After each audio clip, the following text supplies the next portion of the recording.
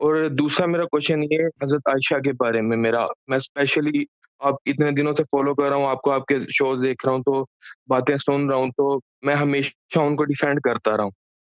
جی اس کی ریزن یہ ہے کہ میں نے سنا ہے ان سے، مطلب ہم نے اپنے علماء سے جتنا بھی سنا ہے کہ بھی ویسے میں مولا علی کے دشمنوں کو بالکل بھی، جنہوں نے ان کے ساتھ جنگیں کی، جتنے بھی ہیں، میں کسی کو بھی اچھا نہیں سمجھ، جی جی تو لیکن یہ کہ صرف ان کو اس لیے میں سمجھتا ہوں، صرف ایک یہ واحد شخصیت ایسی ہے جن کو میں ڈیفینڈ کرتا ہوں بعض اوقات اپنے سبھی لوگوں کے سامنے، کیونکہ میں نے یہ سنا ہے کہ انہوں نے آخری مطلب جنگ کرنے کے بعد جو ہے ہاں، وہ معافی مانگی اور توبہ کی اللہ تعالیٰ سے کہ یہ میرے سے غلطی ہوئی، ساری روتی رہیں، اور اس طرح کی حدیث یہ بیان کرتے ہیں کہ یہ جی جی بخاری مسلم میں موجود ہے۔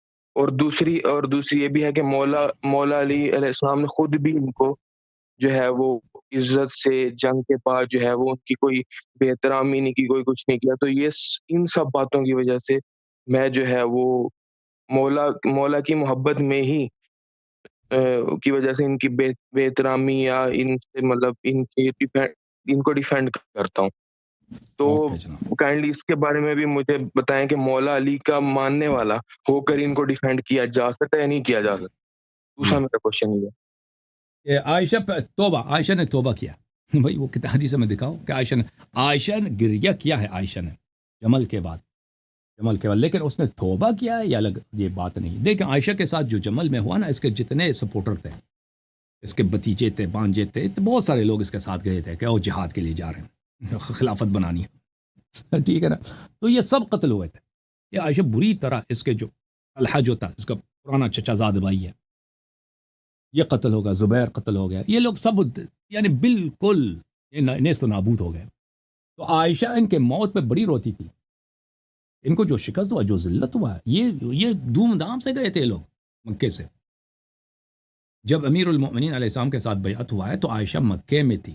عثمان کے جتنے چور گورنر تھے نا، جنہوں نے پیسہ چوری کر کے، اس کی وجہ سے عثمان قتل ہوا ہے، وہ سب جب ان کو پتہ چلا کہ بیعت علی علیہ السلام کے ساتھ ہوئی، وہ سب بھاگ کے، اور عثمان قتل ہوا، سب بھاگ گئے. مصر سے کوئی آیا ہے، کوئی عراق سے، کوئی بصرے سے، کوئی یمن سے، مال بہت لے کے آئے تھے لوگ. یہ سب جمع ہو گئے کام پہ، افرادی لوگ مکے میں.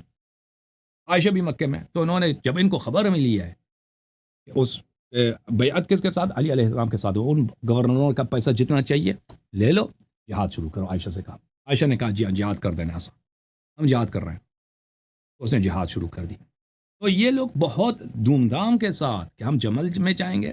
مدینہ میں تو آبادی ہی نہیں تھی نا، مدینہ کوئی اتنا کوئی خاص چیز نہیں تھا اسٹریٹجک لحاظ سے. مدینہ ایک اہم، جب فتوحات ہوئی ہیں نا پھر عثمان کے زمانے تک، تو مدینہ کی اسٹریٹجک حیثیت نہیں تھی.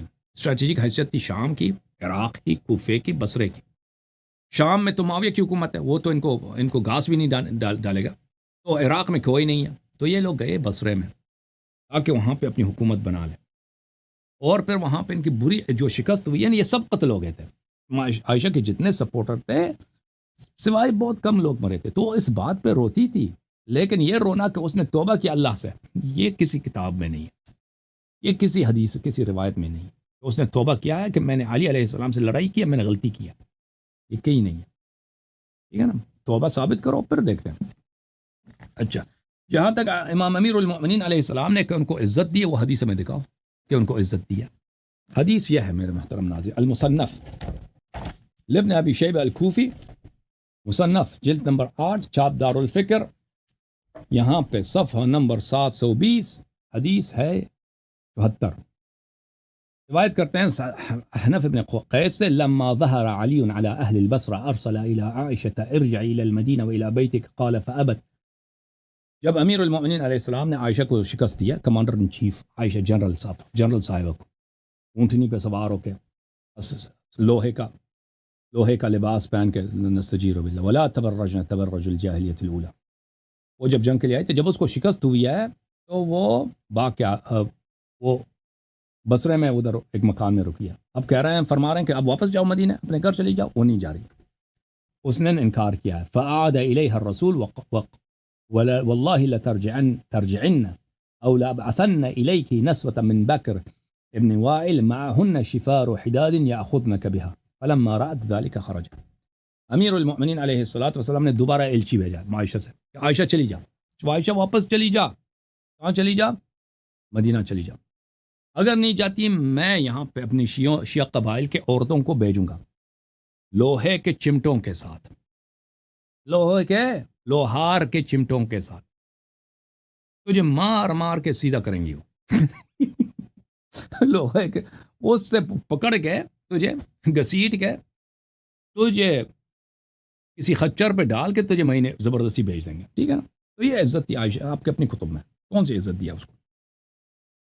ہاں یہ تھا کہ امیر المؤمنین علیہ السلام عائشہ کو جو ہے نا قتل نہیں کر سکتے تھے، حق بنتا تھا، اگر چاہتے تو کر لیتے، کرتے بالکل حق تھا، بغاوتی ہے، بغاوتی کا سزا ہی قتل ہے، لیکن اگر کر لیتے تو سیاسی لحاظ سے امیر المؤمنین علیہ الصلوۃ والسلام کے لیے بہت بڑا دھچکا ضرر ہوتا، کیونکہ ابھی عثمان قتل ہوا ہے نا، امیر المؤمنین علیہ السلام کا اس کے قتل میں ہاتھ نہیں تھا، سب لوگ کہہ رہے کہ عثمان کا بدلہ ہم نے علی علیہ السلام سے لینا، معاویہ وغیرہ، اگر عائشہ کو بھی قتل کر دیتے نا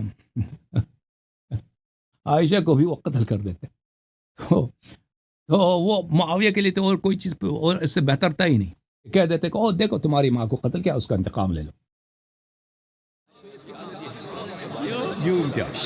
جوم جاؤ پرواز کرو، کیوں فخر سے سر اٹھا، کیونکہ اللہ تعالیٰ نے تمہیں انتخاب کیا، صراط حق پر صرف تم ہو، صراط ایمان پر صرف کیا، کیونکہ اللہ تعالیٰ نے تمہیں انتخاب کیا، صراط حق پر صرف تم ہو، صراط ایمان پر صرف